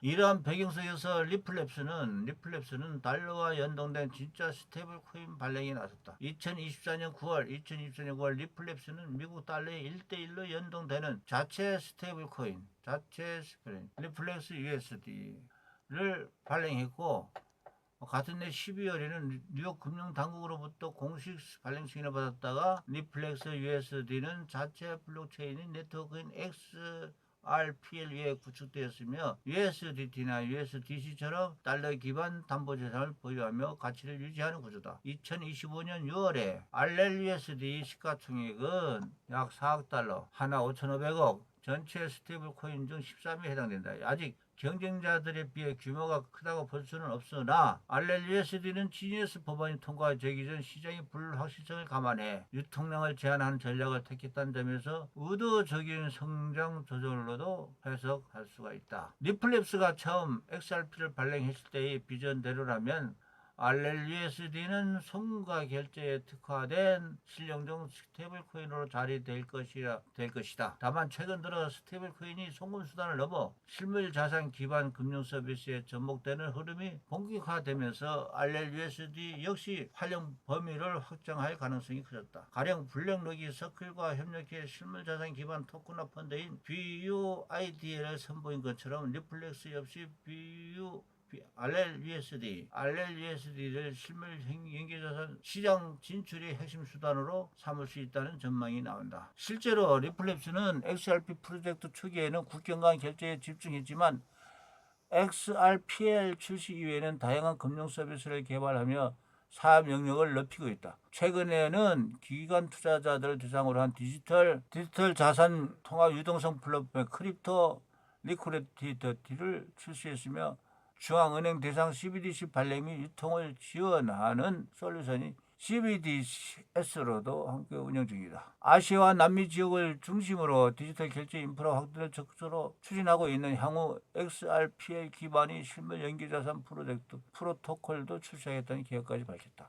결국 리플렉스 USD는 리플랩스의 새로운 글로벌 디지털 금융 전략이 핵심으로 자리매김할 가능성이 있다. 과거 XRP가 송금 시장에서 차별화된 기술력을 입증한 만큼 RLUSD는 이를 계승하면서도 시세 변동이라는 구조적 한계를 보완한 확장형 모델을 발전하는 중이다. 이러한 흐름은 스테이블 코인이 전통 금융과 블록체인 금융을 잇는 연결고리로 진화하고 있다는 하나의 상징적 사례로도 익힌다. 미국 정계를 후원하는 큰손 리플랩스. 이미 테더가 스테이블 코인 시장을 거의 독점하고 서클이 2인자로 입지를 굳힌 상황에서 RLUSD 역시 빠르게 성장할 수 있으라는 전망이 나오는 데는 이유가 있다. 리플랩스가 최근 미국 정치권과의 관계를 적극적으로 강화하기 있기 때문이다. 특히 트럼프 대통령과의 지속적인 접촉은 RLUSD, 리플렉스 USD 향후 확산 가능성을 더욱 높여주는 요소로 작용하였다. 2024년 미국 대선이 치러지면서 리플랩스는 새로운 정치 후원금 공급처로 급부상했다. 미국에서는 2010년 연방 대법원이 정치자금 기부에 관한 상한선을 폐지함에 따라 슈퍼팩을 통한 사실상 무제한 기부가 가능해졌고, 이로 인해 선거 자금의 자본 의존도가 크게 높아졌다. 리플랩스는 디지털 자산의 우호적인 정치인을 후원하는 슈퍼팩인 페어세이크 2,500만 달러, 하나 345억 원을 기부했다. 페어세이크는 특정 정당에 소속되지 않은 무소속 성향의 슈퍼팩이다. 디지털 자산 산업에 긍정적인 정책을 펼칠 가능성이 있는 인물을 선별해 집중적으로 후원하는 식으로 활동한다. 리플랩스는 이미 2023년에도 동일한 액수를 기부한 적이 있다. 페어세이크는 2024년 당시 미국 내에서 가장 많은 자금을 확보한 슈퍼팩으로 총 1억 1천만 달러, 하나 1,520억 원에 이르는 정치 자금을 도달한 것으로 알려졌다. 이 가운데 상당 부분이 리플랩스를 비롯한 디지털 자산 업계로부터 나왔다. 실제로 코인베이스와 앤드리슨 호로위치 같은 대형 크립토 기업들도 슈퍼팩이 주요 기부자로 이름을 올린 바 있다. 이 흐름의 중심에 있는 인물이 바로 리플렉스의 최고 경영자 브래드 갈링하우스다. 일회성 기부에 그치는 대신 갈링하우스는 트럼프 대통령 당선 이후 디지털 자산 산업에 대한 이해도를 높이기 위해 직접적인 교류를 확대하고 있다. 주요 컨퍼런스와 민간 포럼에서 대통령과 직접 회동하거나 백악관에서 면담을 진행하는 등 정치권과의 관계를 강화하며 입지를 넓혀가는 상황이다. 2026년 예정된 미국 중간선거에서도 리플랩스는 다시 한번 2,500만 달러를 페어세이크에 추가 기부하기로 결정했다. 미국 정치판이 큰 손으로 부상한 리플랩스는 디지털 자산 산업 전반에 긍정적인 시그널을 줄 뿐만 아니라 리플렉스 USD를 비롯한 자사의 핵심 스테이블 코인 사업을 확장하는 데도 유리한 정치적 기반을 확보하려 애쓰고 있다. 정책과 규제의 방향성이 불확실한 시장에서는 정부와의 관계가 곧 시장 진입과 생존 가능성을 좌우하는 변수로 작용하는 만큼 갈링하우스의 정치적 행보는 리플랩스의 기업 전략 측면에서도 장기적으로 유의미한 효과를 낼 것으로 보인다.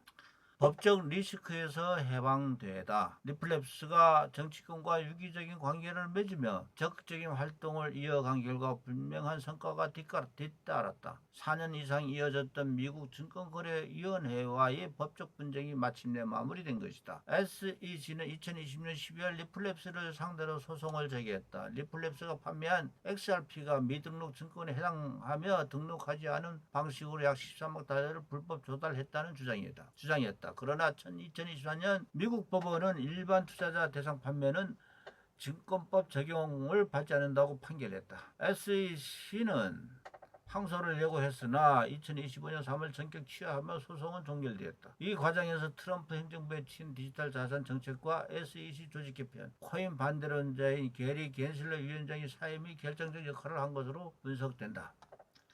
가장 큰 법적 리스크였던 SEC와의 소송이 공식적으로 종료된 데다 리플랩스가 미국 정치권에서 무시하기 힘든 규모의 정치 후원자로 자리매김하고 있는 만큼 리플랩스의 스테이블 코인 사업 역시 힘을 받을 가능성이 크다.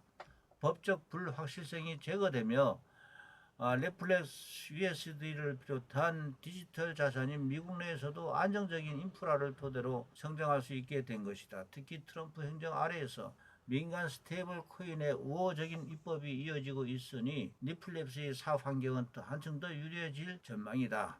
다음은 2정 5절 페이팔 리플랩스 USD 페이팔 결제 회사에서 스테이블 코인 발행 사로. 미국이 대표 결제 플랫폼인 페이팔은 일론 머스크와 피터 틸이 창업한 회사다.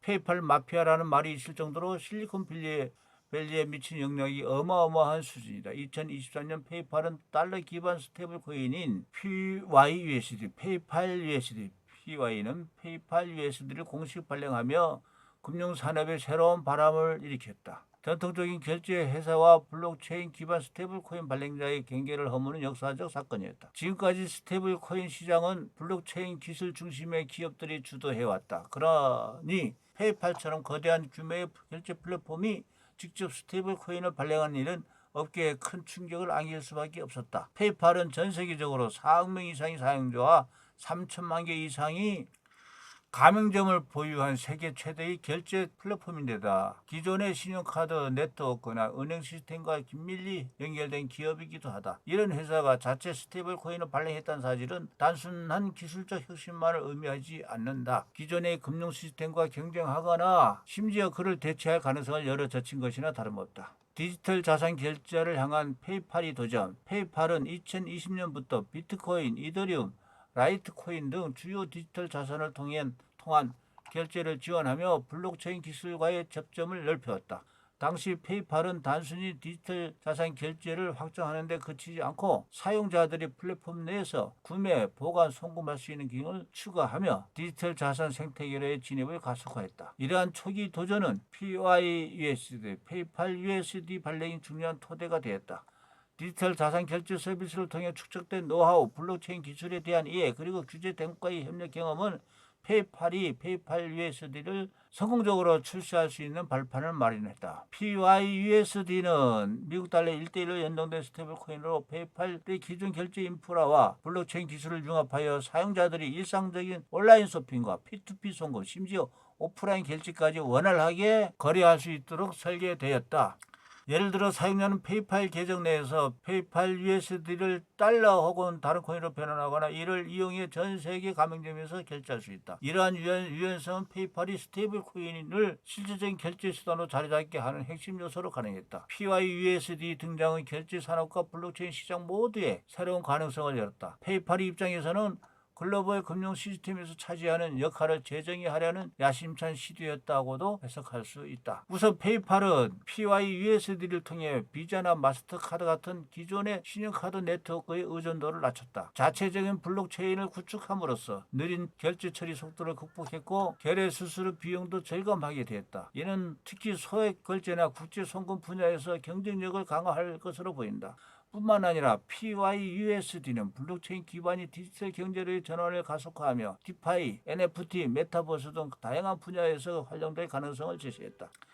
다른 스테이블 코인과의 경쟁에서 페이팔이 어떤 입지를 확립해 나갈 수 있을지는 쉽게 상상할 수 있다. PYUSD가 페이팔이 글로벌 사용자 네트워크와 결합한다면 다른 스테이블 코인보다 더 빠르게 대중화를 이끌어낼 가능성이 크다. 이미 페이팔은 PYUSD를 자살 소셜 결제 앱인 벤모와 통합해 사용자가 벤모에서 PYUSD를 구매하고 페이팔과 벤모 혹은 외부 지갑을 통해 PYUSD를 다른 사람에게 이체할 수 있도록 했다. 여기에 오프라인 결제 네트워크를 확대 적용한다면 결제용 스테이블 코인으로는 다른 어느 경쟁자보다도 활용성이 높아질 것이다. 또 CBDC와의 상호 운용성을 모색하거나 다른 블록체인 네트워크의 가교 역할을 수행하며 새로운 금융 생태계를 구축할 가능성도 배제할 수 없다. 블록체인 결제 생태계와의 시너지. 페이팔은 블록체인 기술 전문가가 아닌 결제 회사이기 때문에 자체적으로 코인 결제 시스템을 구축하고 지갑 서비스를 구축하는 일에는 한계가 있다. 블록체인 기반 코인 결제 시스템 구축이나 디지털 지갑 서비스 개발은 높은 기술적 복잡성과 자원 투자를 요구하는 작업이다. 이 때문에 페이팔은 자체적으로 기술을 개발하는 데 시간과 비용을 투자하기보다는 블록체인 생태계의 주요 플레이어들과 전략적 파트너십을 맺는 쪽을 택했다. 초기 PYUSD는 이더리움 블록체인에서 발행되어 디파이와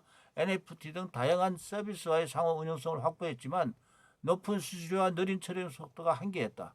이를 보완하기 위하여 페이팔은 거래 속도가 빠르고 수수료가 낮은 스텔라 루멘 네트워크를 추가해 실시간 결제를 지원했다. 스텔라 루멘이 개발자 친화적인 소프트웨어 개발 도구 SDK와 애플리케이션 프로그래밍 인터페이스 API 덕분에 PYUSD를 페이팔 결제 시스템에 쉽게 통합할 수 있었고 다른 핀테크 기업과의 협력도 가능해졌다. 나아가 문페이와의 협업으로 신용카드나 은행 계좌를 통한 PYUSD 구매 및 현금화가 쉬워져 사용자 접근성이 크게 향상되었다. 규제 준수와 높은 신뢰로 확장하는 페이팔 결제 생태계. 스테이블 코인 시장에서 가장 큰 도전 과제 중 하나는 단연 규제 준수와 사용자 신뢰 확보다. 페이팔은 PYUSD를 미국이 규제에 발맞춰 발행하며 높은 수준의 신뢰성을 확보했다. PYUSD는 페이팔이 파트너인 팍소스가 관리하며 발행된 모든 코인은 현금 및 단기 미국 국제로 100% 뒷받침된다. 서클과 마찬가지로 매달 독립적인 요 그림을 보겠습니다. 페이팔과 US 달러와 스테이블 코인 그림은 저게 나와 있으니까 한번 보시기 바라고. 제3자 감사를 통해 자산 내역을 공개함으로써 사용자, 규제 당국 모두에게 규명성을 제공하고 있다. 페이팔이 이미 전 세계적으로 엄격한 금융 규제를 준수하며 쌓아온 PYUSD에 적용한 것이다. 이는 미국과 유럽의 주요 시장에서 PYUSD의 빠른 채택을 촉진하는 데 중요한 역할을 했다. 사용자 입장에서도 이미 페이팔이라는 친숙한 플랫폼에서 제공되는 스테이블 코인은 새로운 블록체인 기술에 대한 진입 장벽을 낮추는 데 기여했다. 이처럼 페이팔이 PYUSD를 통해 보여준 대담한 행보는 결제 회사와 블록체인 기술의 융합이 가져올 미래를 요구한다. 단순히 새로운 결제 수단을 넘어 글로벌 금융 시스템이 판도를 바꿀 수 있는 혁신의 시작점이 도래한 것이다. 페이팔은 이미 전 세계 사용자 기반 규제 인프라 그리고 블록체인과의 협력을 통해 PYUSD를 성공적으로 안착시키겠다. 앞으로 PYUSD가 어떻게 진화하며 디지털 경제의 중심에 자리 잡을 수 있을지 이목이 집중되는 시점이다. 다음 2장 7절 팍소스 USDP 신뢰를 제도화한 스테이블 코인의 모범생. 팍소스 USDP가 모범생이라고 하는 것 같습니다. 보겠습니다. 스테이블 코인 산업에서 팍소스는 언제나 조금 다른 길을 걸어왔다. 회사의 이름은 고대 철학자들이 이상 국가를 논했다는 그리스의 작은 섬 팍소스. 이상 국가를 논했다는 그리스의 작은 섬 팍소스에서 영감을 받았다고 알려져 왔다. 공동 창업자인 찰스 카릴라와 리치 테오는 2012년 암호화폐 거래소 이피트를 설립하면서 이 여정을 시작했다. 이후 팍소스는 단순한 거래소를 넘어 블록체인 인프라와 자산 토큰화, 스테이블 코인 발행 등 보다 구조적이고 책임 있는 금융 기술을 만들어가는 기업으로 성장해왔다. 다른 기업들이 기술 혁신과 시장 점유율을 앞세울 때 팍소스는 언제나 규제와의 공존을 먼저 고민했다. 그들은 스스로를 블록체인 스타트업이 아닌 전통 금융 시스템과 함께 호흡하는 인프라 기업으로 규정했다. 팍소스가 처음부터 강조한 가치는 단순하고 명확하다. 기술보다 앞서야 하는 것은 언제나 신뢰이며 그 신뢰는 법과 제도의 테두리 안에서만 완성될 수 있다는 것이다. 팍소스는 2015년 뉴욕 금융감독국으로부터 디지털 자산 업무 최초로 신탁회사라는 인가를 받았다. 최초의 신탁회사 트러스트 컴퍼니 인가를 받았다. 이는 디지털 자산을 법적으로 발행하고 보관할 수 있는 공식적인 금융기관으로서의 지위를 획득했다는 의미이며 준비금 보고, 외부 회계감사, 자산격리, 고객보호 등 엄격한 법적 요건이 뒤따른다. 2018년 팍소스 스탠다드 이름으로 미국 달러에 연동된 스테이블 코인을 발행하기 시작했고 이후 이름을 USDP 그랬네요. USDP는 뭐냐? 팍스 달러라는 뜻이네요. 팍소스 달러, US 달러 팍소스. USDP는 US 달러 팍소스. 바꿔 지금까지 이어오겠다. USDP는 1달러당 1개의 토큰이 발행되며 그 담보 자산은 모두 현금 또는 미국 국채로 구성된다. 달러 가치 안정성을 최우선으로 두는 극단적 보수주의 원칙을 지키고 있다. 이 일관된 철학은 일론소를 디지털 토큰으로 발행한 팍소스 골드에서도 확인된다. 팍소스는 매달 외부 회계법인이 감사를 받고 준비금 내역을 누구나 열람할 수 있도록 웹사이트에 투명하게 공개한다. 이러한 운영 방식 덕분에 규제를 가장 충실하게 준수하는 스테이블 코인 발행사라는 평가를 받게 되었다. 팍소스가 전 세계적으로 주목하게 된 계기는 앞서 언급했던 2019년 세계 최초 대대 거래소인 바이낸스와의 협업을 통해 발행한 바이낸스 달러였다. 바이낸스가 브랜드를 제공해준 팍소스가 발행 주체로서 담보 자산의 보관과 회계 관리를 맡았다. 이러한 구조는 바이낸스 달러, BUSD를 빠르게 대형 스테이블 코인 반열에 올려놓았고 한때 USDC에서 필적하는 수준까지 성장하게 되었다. 2022년 초 바이낸스 달러의 시가총액은 약 144억 달러 하나 20조 원에 이르고 있고 USDP를 포함한 팍소스 전체 스테이블 코인이 발행은 150달러를 넘어서며 당시 전체 시장 3위에 올랐다. 하지만 2024년 2월 말 뉴욕 금융감독국은 바이낸스의 통제력 부족 문제를 지적하며 바이낸스 달러 발행을 중단을 명령했고 팍소스는 이에 즉각 협조했다. 구체적으로 설명하자면 인가받은 발행사인 팍소스가 실질적으로 바이낸스 달러를 관리 운영함에도 불구하고 이름은 바이낸스 브랜드를 전면에 내세운 구조가 규제 회피 수단으로 악용될 수 있다는 우려가 제기된 것이다. 인가받은 사업자가 아닌 바이낸스가 사용자와의 접점에 있는 반면 실제 규제를 받는 팍소스는 브랜드 전면에 비켜난 상대였기 때문에 책임과 통제의 경계가 흐려질 수 있는 판단이었다. 이 사건으로 팍소스의 시장 점유율은 크게 감소했지만 동시에 이 기업이 무엇을 우선시하는지를 명확히 보여주는 사례가 되었다. 팍소스는 발행 중단 이후에도 바이낸스 달러의 상환을 책임있게 처리했고 이후 전략을 다시 USDP 이 중심으로 회귀시켰다. 이후 팍소스의 스테이블 코인 발행 총액은 눈에 띄게 줄었다. 2024년 초 기준 USDP 잔여 BUSD를 한번 시가총액은 약 4억 8천만 달러 하나 6,650억 줄었고 전체 스테이블 코인 시장에서의 순위는 9위권으로 밀려났다. 하지만 현재 팍소스는 위기를 기회로 바꾸고 있다. 페이팔이 자체 스테이블 코인인 PYUSD 역시 팍소스의 기술 인프라와 신탁 구조를 기반으로 구축되었으며 마스터카드, 뱅크 오브 아메리카와 같은 전통 금융권과의 협업도 활발히 이어지고 있다. 팍소스는 점점 발행사가 아니라 규제 친화적인 금융 인프라 제공자로서 정체성을 강화해 나가는 중이다. 비록 USDP와 BUSD 시가총액은 줄었지만 이 기업이 보여준 태도는 단단하다. 스테이블 코인 산업이 여전히 회색 지대를 넘나드는 상황에서 팍소스는 늘 법과 규제의 테두리 안에서 책임을 다하는 방식으로 움직여왔다. 그 조용한 선택들은 신뢰라는 가치를 스테이블 코인의 핵심으로 떠올리게 만들었고 지금 그렇게 작동하고 있다. 예, 다음에는 이 장의 8번째 8절 바이낸스 BUSD BUS는 바이낸스의 약자고 이건 달러고 바이낸스 달러 세계 1위 거래소의 도전과 실패. 바이낸스가 최고 크다고 합니다. 예. 지금까지는 블록체인 기술 업체나 결제 서비스 기업이 주도적으로 스테이블 코인을 발행한 사례를 살펴보았다. 이쯤 되면 자연스러운 질문이 하나 떠오른다.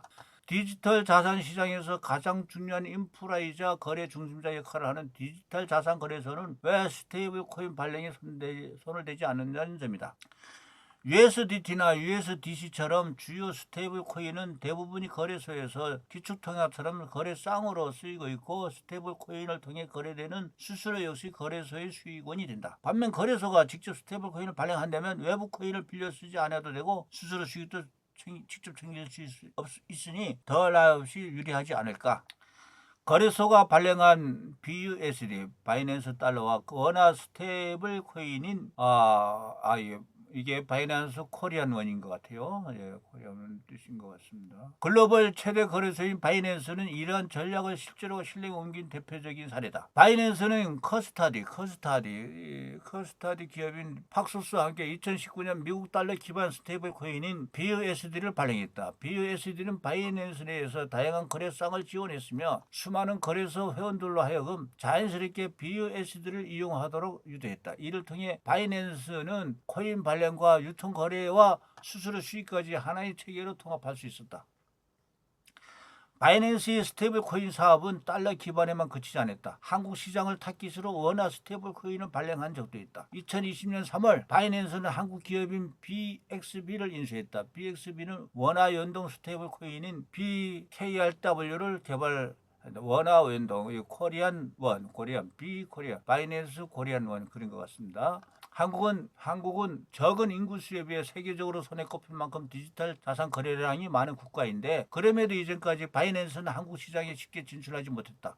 업계에서는 BXB 인수가 바이낸스의 한국 시장 진출을 위한 교두보가 될 것이라고 예상했다. BKRW는 바이낸스 자체 블록체인 네트워크인 BEP2를 기반으로 하며 1개의 코인이 이론으로 고정된 가치를 갖도록 설계되었다. 당시 바이낸스는 BKRW를 활용해 한국 시장에서 입지를 강화하고자 했고 BKRW를 통해 자사의 글로벌 생태계와 한국 사용자를 연결하겠다는 비전을 세웠다.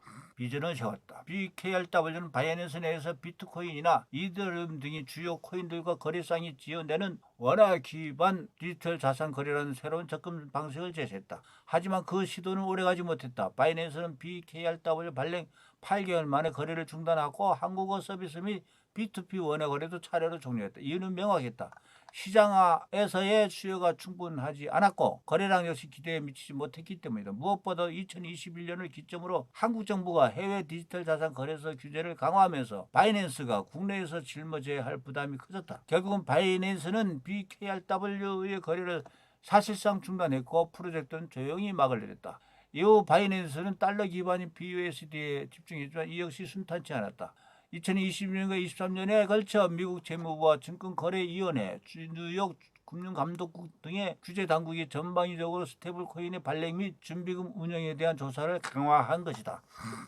BUSD는 USDT나 USDC에 비해 규제 리스크가 커졌다. 실제로 뉴욕 금융감독국은 BUSD 발행사인 팍소스에 대해 BUSD 발행 중단 명령을 내렸고 바이낸스 역시 BUSD를 점차 플랫폼에서 제외하는 방향으로 전환했다. 이용자 확보 실패와 규제의 강화, 거래소가 직접 스테이블 코인을 발행하고 이를 자사 플랫폼에서 중심 화폐로 사용하는 전략은 분명 강력한 통제력과 수익 구조를 제공할 수 있다. 그러나 바이낸스 사례에서 알 수 있듯 이 전략이 성공하려면 반드시 해결해야 할 몇 가지 요건이 존재한다. 첫째는 충분한 유동성과 사용자 수요다. 거래소가 그 자체 스테이블 코인을 발행하더라도 실제로 그것을 이용하는 사용자가 많지 않으면 거래소 내부 유통도 불안정해지고 가격 안정성도 위협받는다. 둘째는 규제 리스크다. 거래소가 스테이블 코인을 발행하는 순간 그 스테이블 코인은 금융당국의 직접적인 규제 대상이 된다. 특히 각국에서 자금 세탁 방지와 자본시장법 적용 문제에 민감하게 반응하는 상황에서 거래소의 스테이블 코인은 규제기관이 우선 감시 대상이 될 수밖에 없다. 발행과 유통을 같이 운영한다는 측면에서 이에 상충하는 문제도 발생한다. 바이낸스의 실패는 글로벌 거래소가 각국 통화 기반 스테이블 코인을 발행할 때 마주하는 구조적 한계를 잘 보여주는 사례다. 결국 스테이블 코인 발행은 단순히 거래를 위한 수단이 아니라 법적 안정성과 시장 유동성, 사용자 신뢰라는 세 가지 조건이 모두 갖춰질 때에만 성공할 수 있는 사업임을 입증한 셈이다. 예, 다음은 2장 마지막 절 순서로는 9절 되죠. 9절. 미국 국채 시장의 새로운 게임 체인저. 미국 국채 시장이 새로운 게임 체인저. 디지털 자산의 수도 건설을 천명한 트럼프 대통령. 트럼프 행정부는 2024년 대선 캠페인 기간부터 미국을 디지털 자산 수도로 만들겠다는 야심찬 목표를 밝혔다. 이를 위해 암호화폐 관련 공약을 강조하기도 했다. 놀랍게도 이 공약 중 대다수는 트럼프 대통령 취임 후 빠르게 실행되었다. 특히 대표적인 비관론자였던 게리 젠슬러 전 SEC 위원장의 사임은 리플 관련 소송을 포함한 수백 건의 디지털 관련 소송에도 영향을 미쳤다. 또 새로운 SEC 위원장으로 친 디지털 자산 성향의 폴 애킨스를 지명하고 여기에 트럼프 대통령이 발표한 디지털 자산 공약이 쭉 명세서가 나와 있습니다. 이거를 나중에 참고하시고. 다크웹에서 압수한 비트코인을 국가 전략 자산으로 편입시키는 등 적극적인 조치가 이어졌다. 이러한 조치는 기존에 보관하던 비트코인을 회계적으로 점검하고 공식적인 국가 관리 체계에 편입시킨 것으로 해석할 수 있다. 과거 비트코인은 돈 세탁이나 범죄와 곧잘 연관되어 부정적 인식이 강했으며 거래량 증가와 시세 상승에도 불구하고 여전히 가치 없는 자산이란이 존재했다. 그러나 미국 정부가 비트코인을 전략 자산이자 가치 있는 자산임을 공언함으로써 글로벌 디지털 자산 시장이 인식까지 바뀌게 된 것이다. 이는 다른 국가들에게도 디지털 자산에 대한 정책적 방향성을 제시하는 강력한 시그널로 작용했으며 한국을 포함한 여러 국가의 암호화폐 정책 변화에 영향을 미칠 가능성이 크다. 미국이 전략적 도구로 활용되는 스테이블 코인. 사실상 트럼프 일가는 일찌감치 스테이블 코인을 직접 발행하며 적극적으로 생태계에 진입해 있다. 2024년 10월 트럼프 대통령의 아들인 도널드 트럼프 주니어와 에릭 트럼프는 월드 리버트 파이낸스라는 디파이 프로젝트를 공식 출범하고 스테이블 코인인 USD1 함께 발행했고 WF1 프로젝트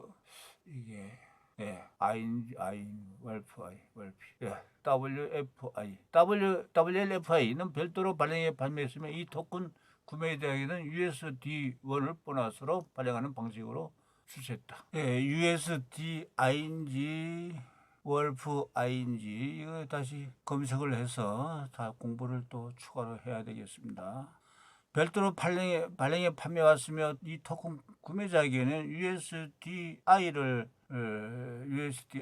보너스로 USD1 공부를 더 해야겠습니다. 배포하는 방식으로 커뮤니티 유입을 유도했다. 결국 출시 수개월 만에 USD1이 시가총액은 챗GPT 프로 버전에 들어봤습니다. 이게 USD1이라고 불러야겠네요.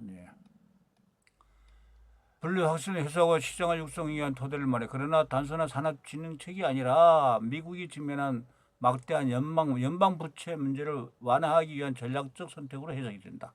2025년 5월 기준 미국 연방 부채는 36조 달러를 넘어섰으며 GDP 대비 130% 이상에 달한다. 주요 신용평가사들이 미국의 신용 등급을 하향 조정하는 등 시장의 경계가 커지는 추세다. 게다가 중국, 일본 등 전통적인 해외 매국들이 미국 국채 보유량을 줄이면서 미국 정부는 새로운 수요처 발굴이 절실해졌다. 이 지점에서 스테이블 코인의 역할이 부각된다. USDC 같은 스테이블 코인은 달러에 연동되어 발행될 때 준비금으로 미국 국채를 대량 매입한다. 실제로 2025년 기준 테더는 약 1200달러, 서클은 약 150억 달러 금액의 미국 국채를 보유하고 있다. 이는 한국이 국채 보유량과 맞먹는 수준이다. 민간 발행사가 전에 없이 큰 국채 매수 주체로 떠오른 것이다. 미국 정부가 민간 스테이블 코인의 글로벌 확산을 통해 달러 수요를 유지하고 통화 패권을 공고히 할 수 있다는 점을 일찌감치 인식해 스테이블 코인은 미국 경제 전략의 한 축으로 삼은 셈이다. 이러한 미국의 움직임은 테더처럼 미국 외에 기반을 둔 외국계 스테이블 코인 발행사에게는 진입 장벽으로 작용하는 반면 서클과 같은 미국 내 기반 업계에게는 시장 점유율 확대의 기회로 작용할 것이다. 미국 의회 내 일부 위원회에서는 스테이블 코인 발행사의 미국 국채 보유 상환선을 제한하거나 일정 기준 이상 보유 시 연방준비제도의 승인요건을 부여하는 방안까지 논의되고 있기 때문이다. 이처럼 스테이블 코인의 확산은 미국의 외환시장 안정화, 국제 수요 창출, 금융 패권 유지라는 전략적 도구로 진화되고 있다. 달러 약세 국면에서 미국은 금리 인상이나 직접 개입 대신 민간이 주도하는 디지털 달러 네트워크를 확장해 글로벌 수요를 유지하는 전략을 택했다. 이러한 흐름은 스테이블 코인이 디지털 시대의 사설 국채은행 역할을 하며 미국이 세계 금융 질서를 재편하는 핵심 수단이 될 가능성을 보여준다. 자, 여기까지가 스테이블 코인과 머니 리셋 2장까지 했습니다.